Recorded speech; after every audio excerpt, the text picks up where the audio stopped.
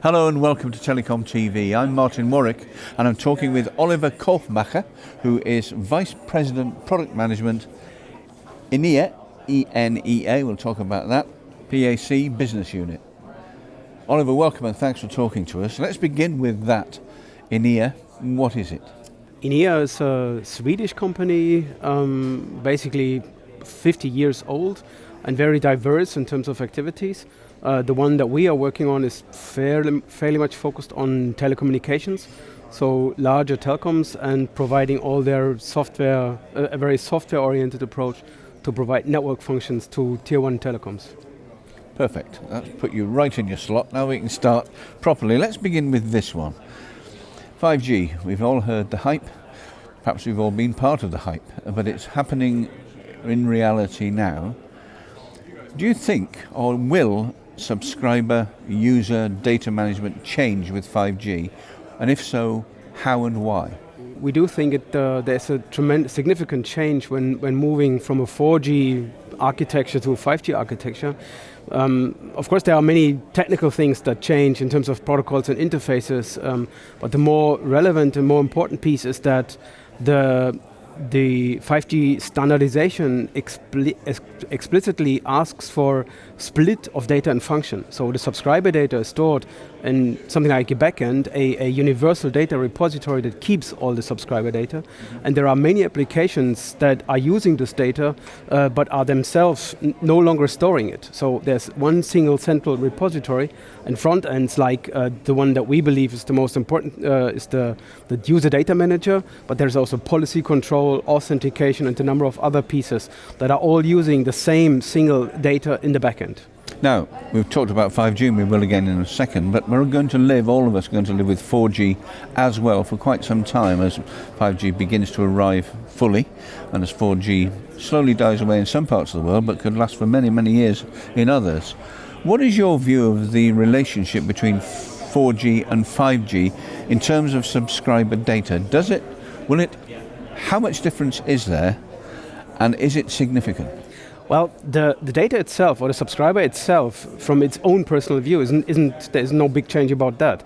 But the aspect of being active both in a 4G or in a legacy network and in 5G, and specifically the aspect of moving from one network to the other, is very important. As you mentioned, either in terms of coverage or regional aspects. So how a subscriber moves from 4G to 5G in terms of moving from cell to cell is very important. So that has many implications on the interworking between the 4G network and the 5G network.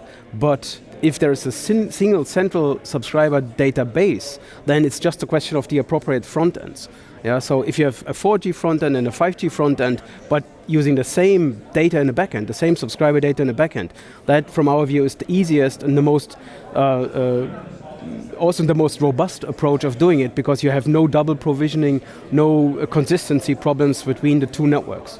The thing that's most important to lots and lots of certainly domestic subscribers is the SIM. Can we talk about SIM cards and interworking and standardization vis-a-vis 4G and 5G? This is a pretty important point for the operator. An operator today is, for commercial or for cost reasons, unable to swap all SIM cards, be it 3G and 4G, towards a 5G SIM card. It's simply too expensive, and the logistics probably also won't work in short time. So the ability of a 5G network to use a 4G SIM card to authenticate and attach a subscriber to a 5G network is very important. So using the existing SIM card for a 5G subscriber, for a 5G network to enable a 4G subscriber to be locked into that as well, is one key thing that operator needs to take into account. Yeah.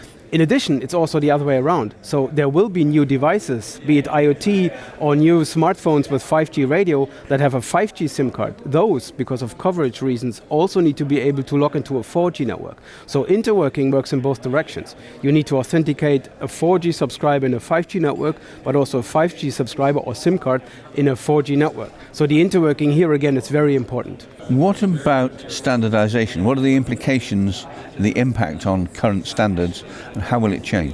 A 3GPP or GSMA specified an interface that allows fairly seamless interworking between the HSS, which is the 4G subscriber repository, and the UDM, which is the equivalent in a 5G network.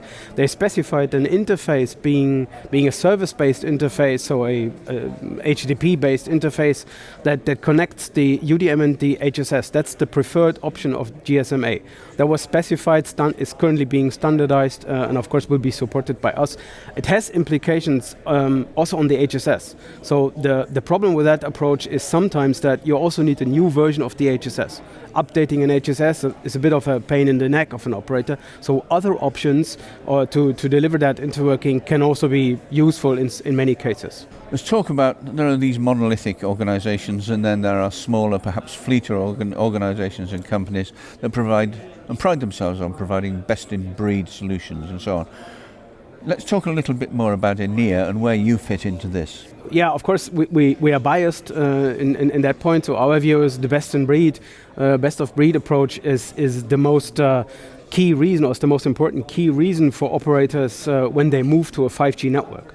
So a monolithic approach, in a way, even contradicts the design of a 5G core, because 5G core by intention separates storage of subscriber or whatever data from the various network functions. So this is actually the key method or the key way for operators to allow a best-in-breed solution, having separate vendors for each of the different domains or subdomains in that network.